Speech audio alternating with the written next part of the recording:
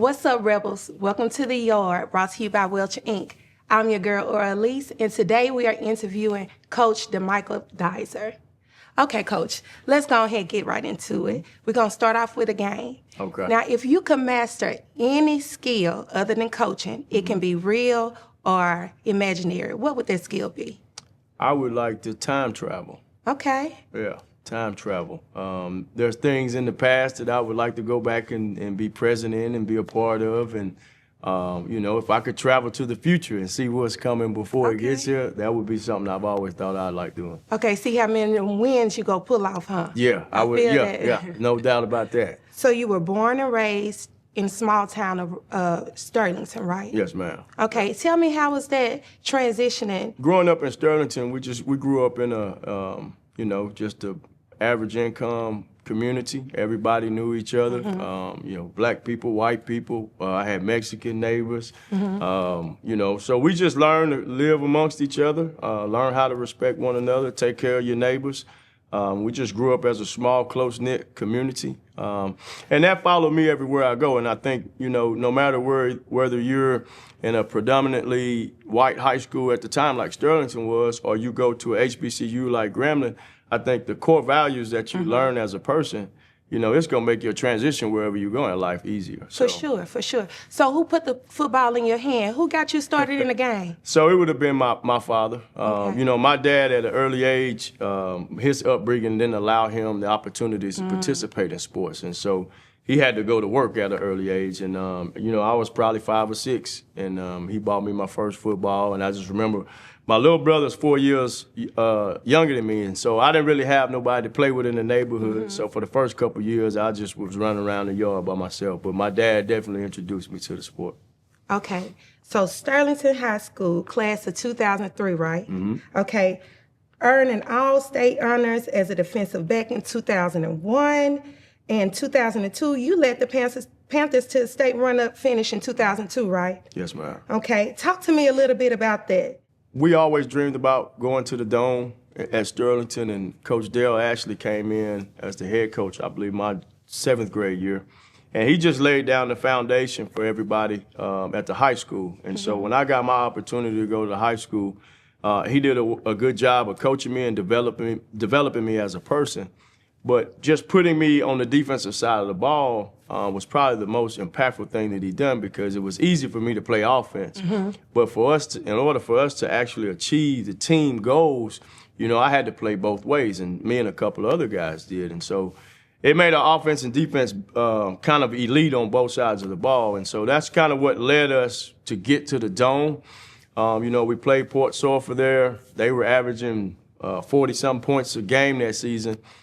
We held them. We lost 24-18. We gave up 2 special teams touchdowns, and then they had a late score at the end, and we ran out of time trying to come back. And so I'll never forget that game. It sits with me every day. It's part of what drives me every day. Yeah. To get up and go to work and make sure you do everything you can each day to finish the job. But just getting to the Dome that year for me, the small town, to get out of Sterlington and go to Monroe was a big deal. So, right. We get on the bus and we go down south and we get to cross the bridge. And it was an experience for all of us, because a lot of us had never been past Monroe or West Monroe. So that memory will always be with me. And it was a good time.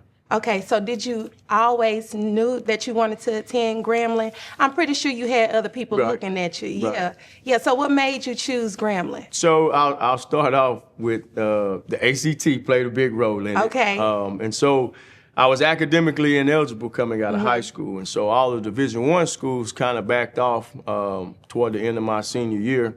And then I developed a relationship with Coach Sammy White at GSU. His daughter was actually my 4th grade social studies teacher. Wow. And so we developed a relationship there. We already kind of had some comfort with each other. And then he got me to come down and visit Grambling. And like I said, I had went to, at the time, Sterlington was 90% white. And so I hadn't had kind of the HBCU culture. I had never been a part of it or seen it. And so, I went on my visit, and Let's just say the visit went real well. I'm pretty sure it did. And we'll leave it at that. But you know, Coach White played a big role in me getting to Grambling. Okay, but I'm pretty sure you had other teams scouting you out. Was there anybody else that your eyes was looking at? You know, other than Grambling? Right, I was set on maybe going to Southern Miss. Okay. I like their coach. I like the coaching staff. The visit I went there was really real. I think in the end, you know, me being ineligible my first year as a freshman and having to kind of pay for school kind of took that opportunity away from me. And so, you know, that's ultimately what led me to GSU. But it was, you know, in the end, I think everything works out for a reason. And so in the end, I think it was the right way to go. So you were named team captain and defense player of the year during your collegiate career. With 7 interceptions and 92 tackles, you was knocking them out, huh? Trying to. Grambling, how much of a reality was your dream of playing pro ball then, becoming your senior year? Right. You know, I had my big cousin, Robert Ferguson. He was always the one that I was following, and he played in the league for 9 years. And so when I was in college, he was still in the NFL. And when he called me and told me, he said, "Listen, cuz, you can play in the league." So when he told me that was like the end of my junior year. That kind of confirmed it for me. And it started becoming reality. And then my position coach, Coach Sam Petito, you know, he was telling me, he was like, you know, I'm not going to sugarcoat this. I'm not trying to pump your head up. He said, but you got the skills to play at the next level. And then I was fortunate enough to have Albert Lewis come back, who's a Grambling legend, defensive back coach. He came back and was my coach. He played in the league. He coached in the league. And he said, look, if you do what I tell you to do, you can make a lot of money in this sport. And so those guys just telling me that confirmed it for me. And I just put my head down and grinded my senior year. And I was blessed with the opportunity to sign with a team. Okay. They planted that seed. Right. Right. 100%. Okay. So describe the feeling that you had after hearing the 252nd overall pick. How did that make you feel? What was you thinking then? Well, a lot of people don't know the process of the draft. And so I was actually on the phone with Seattle prior to the last pick being picked. And so, you know, they told me, look, we probably not going to be able to get you. We would love for you to sign with us as a free agent. I had went there and visited them during the draft process. You know, I had, at the end of the draft, I had 15 teams to pick from. And so my agent and I, we just looked at the roster and found the best fit for us. But, you know, when you hear that last pick go in, you kind of upset a little bit and you're frustrated, but you also know, all right, I got to go on to the next page. The next chapter has started, so I'm not going to get drafted, but I got to figure out what's the best situation from a free agency. So you get about 10 minutes to sorrow in you know, and all that, and then you got to move on because you got to you're going to be with your team within the next 2 or 3 days. So you got to move on and keep going. Describe that moment for me. How did that make you feel? You know, I just felt hungry. You know, I understood coming from a small college, you know, the likelihood of getting drafted is not very high. I think I had a fourth and fifth round draft grade going into the process. That I didn't run as fast as they wanted me to run at my pro day. So I kind of knew the possibility of not getting drafted was always there. But I'll be honest, man, I love the sport. And my family, we're such fans of football. To even be considered, come on. You know, I was on cloud 9, you know. I don't have to be drafted. To even be considered, I was happy. So, you know, it didn't bother me much at all. Okay. Your response is everything, basically. Right, 100%. So you suffered a torn ACL during the 2008 training camp, leading to a season-ending injured reserve placement. How devastating was that for you? It was bad. I'm not gonna lie. It took me a while to get over the injury. I thought as soon as it happened, like my career was over. And you know, the team has an option. They can keep you or they can send you home. The good thing was I had done enough in training camp to win my position. Come on. And so when I got injured, they immediately told me, listen, we like what we see. We believe in you. We're going to invest in you. And so they kept me on the roster. They placed me on injury reserve. And basically, you know, that rookie year, you have that rookie season to go through rehab and do all those things to try to get back for year 2. And so that's what they did, and I was grateful that they done that.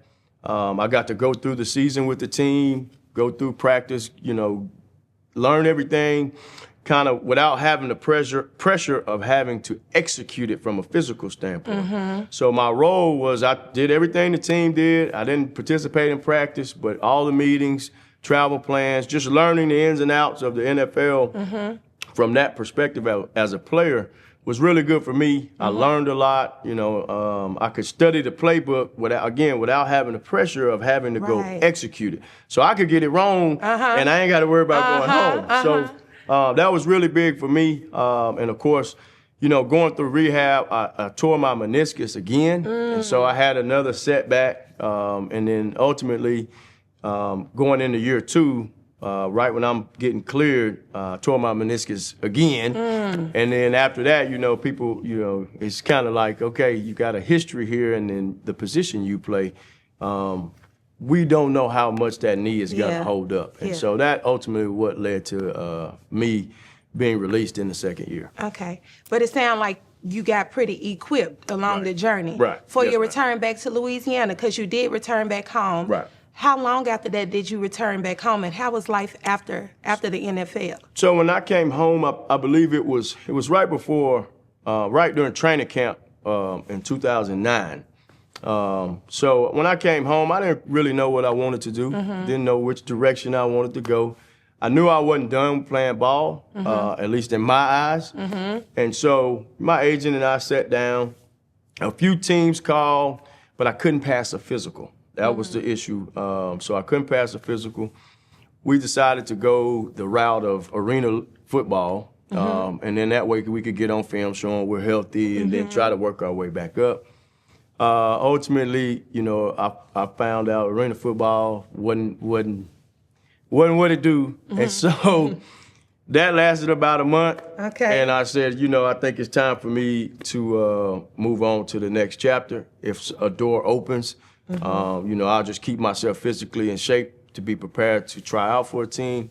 But I just went back. I finished my degree, and then, you know, I went home to Sterlington, and my head coach was the head principal at the time, and my former defensive coordinator was the head coach, and he said, man, you know you're more than welcome to start your coaching career here. So that's what led to me getting into coaching. Right. So then you come to Sterlington, you back home, you're coaching. How did that feel to be back home? It was good. You know, everybody supported me. People didn't kind of look at me as a failure or anything like that. Everybody was eager to welcome me back. They knew I had a wealth of knowledge from playing college ball and being involved in the NFL. And they knew where my heart was. They know what kind of worker I am. And so it was really good, warming feeling coming back home and being welcomed by everybody. Okay. And eventually you end up to where we are now, West Monroe High School.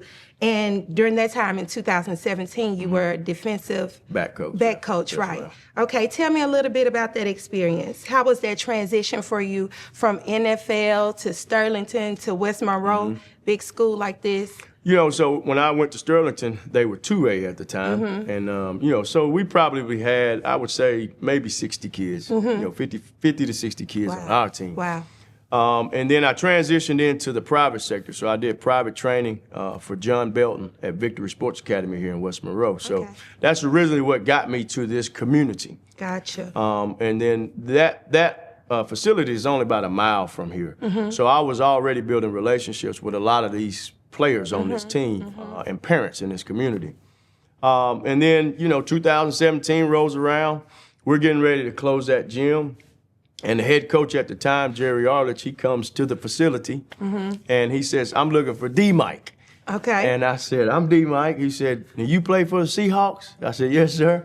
He said, and you want to coach at West Monroe? I said, yes, sir. And so he and I worked out a deal for me to come on and be a non-faculty coach, which means I don't work at the school. I just come and coach football. Gotcha. And I didn't know, but he was already working up a plan. Come on. Yeah. To get me full time. And, you know, he called me one day, he said, I got some people I want you to meet. I didn't know I had on T-shirt and shorts. Right. I walked into a job interview And, I just answered the questions, open and honest, and the rest is history. So I left there being a full-time teacher and a coach. And so that's what transitioned to me getting here at West Monroe. Okay, so at what point did you transition to their, was it the head strength and conditioning coach? Yes, ma'am. In 2020, the head strength and conditioning coach here, Casey Sanders. He's the legendary strength coach at this school and in this state. He's nationally known. He's been the National Strength Coach of the Year. He's laid the foundational groundwork for strength and conditioning in the state of Louisiana more than anybody else has. Gotcha. And so he retired, and Jeremy Manny took over as the head strength coach in 2020. I came into the weight room as the assistant strength and conditioning coach. And we did that all the way up until 2023. And then Coach Manny transitioned into administration, and then I took over as the head strength coach. Okay. And so it was an easy transition because I had already been in this role, just kind of in a different aspect. Gotcha. And so when I came in as the head, me and Jeremy had a good working relationship. I already had a relationship with the players. And so that transition was really good for us. And I think we were able to see the benefits of that transition last year in our season.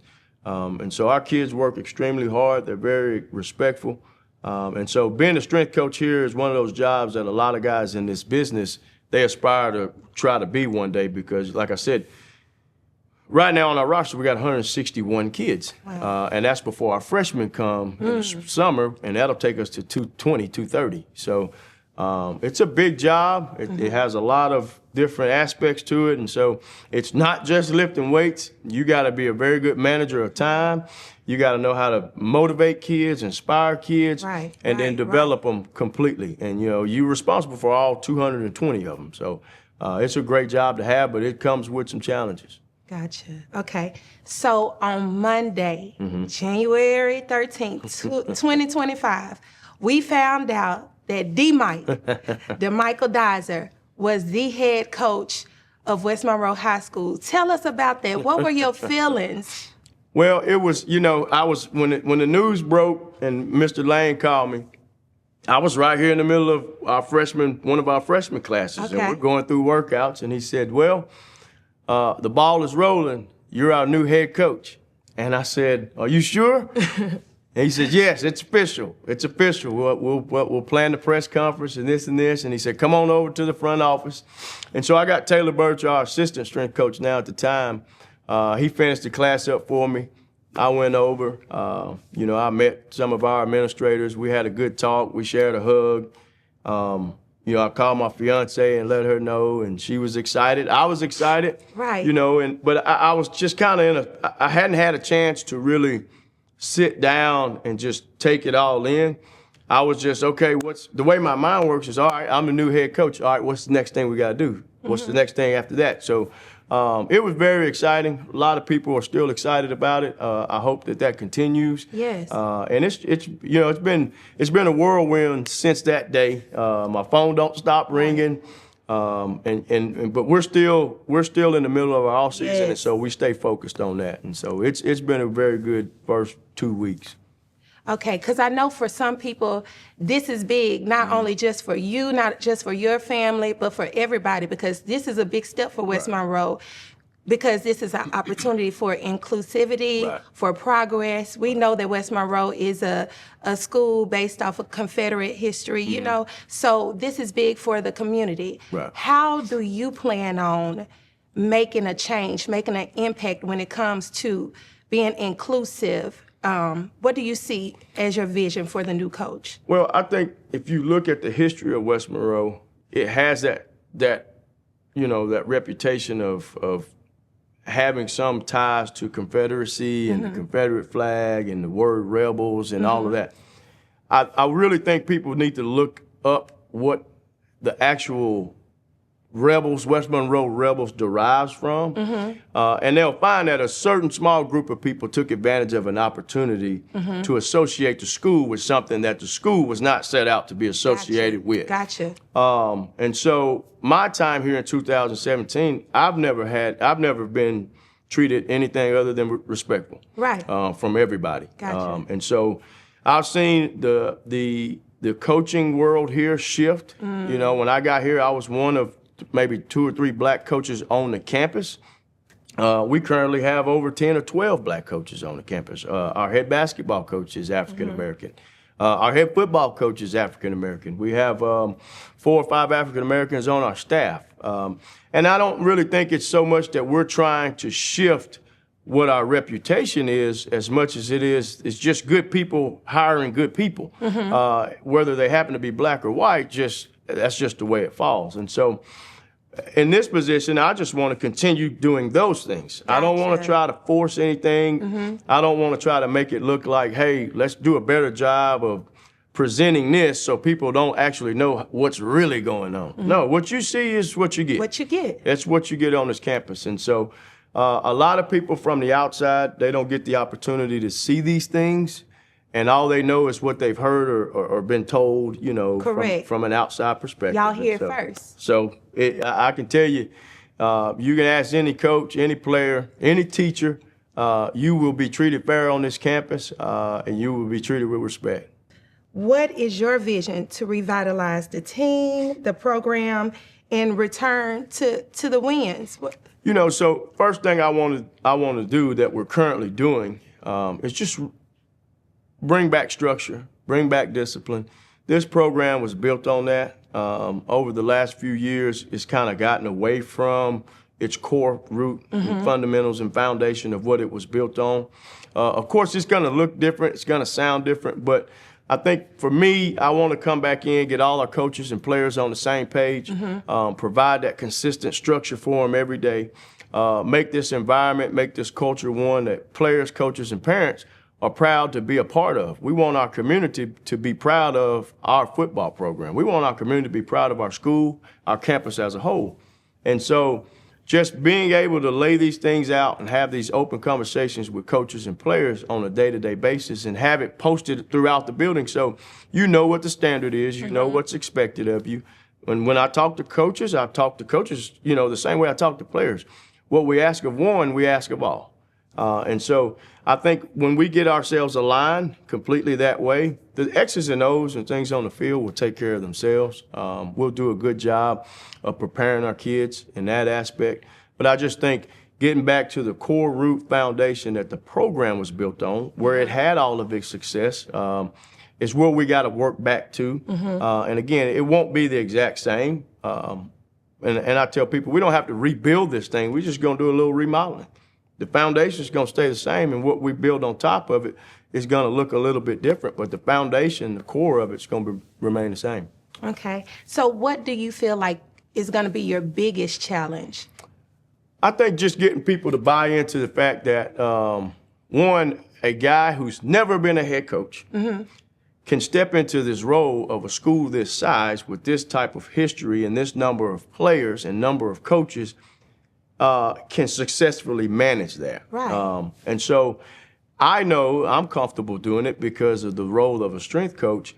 You know, I've already been involved in so many things on the field and off the field in terms of player discipline, parent communication, travel plans, all the day-to-day things that go on, I've already been doing. Right. And so everybody associates wins and losses as success. And so just getting people to understand that, hey, a first-year coach can come in, right.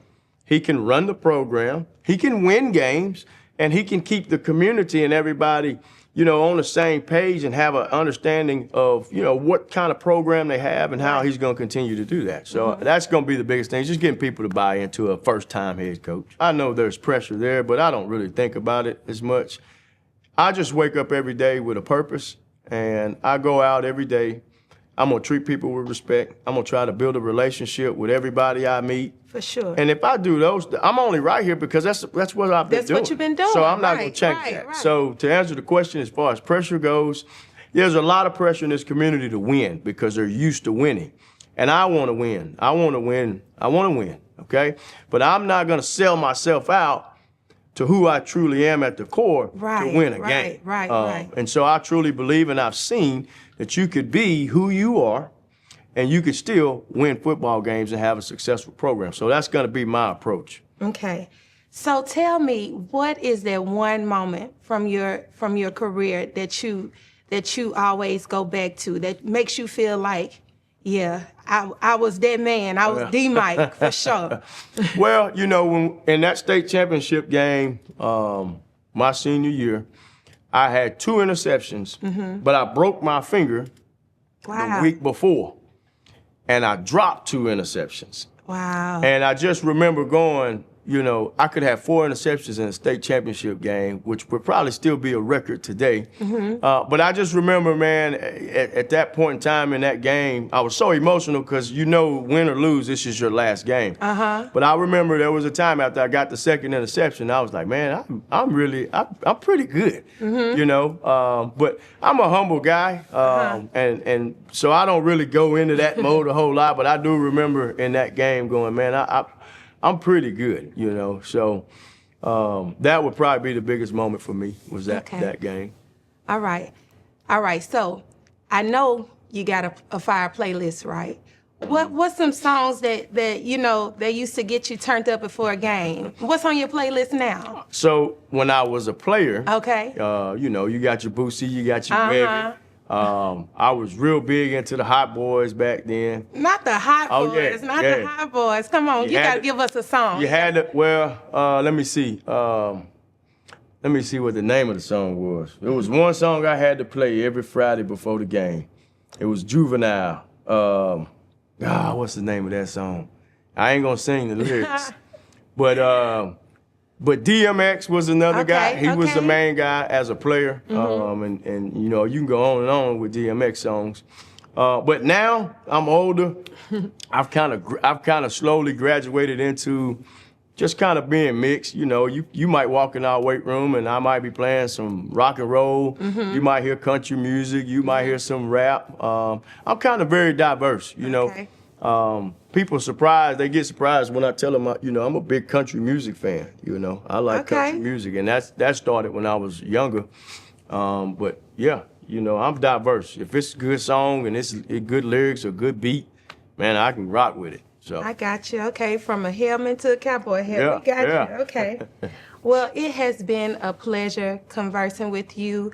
We look forward to seeing what you have to offer this year. I might even tune in. I'm a Tiger fan. Oh, yeah, come on. But before we go, let us know what message you would like to give to everyone who's watching, everyone who's going to be looking at you, to the students, to the players. What do you want to leave? You know, to our fans and our community, I want you to know that you have a head coach that is here to serve. I'm here to be a positive role model, have a positive impact on your son or daughter on this campus. We want to win a lot of football games. We're going to do the necessary work required to win those games.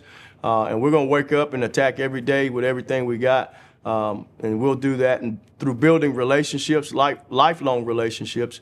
And we're going to go chase state championships together as a coaching staff, football program, and a community. For sure. Well, thank you so much for your time. Thank you guys for tuning in to The Yard. Thank you for having me.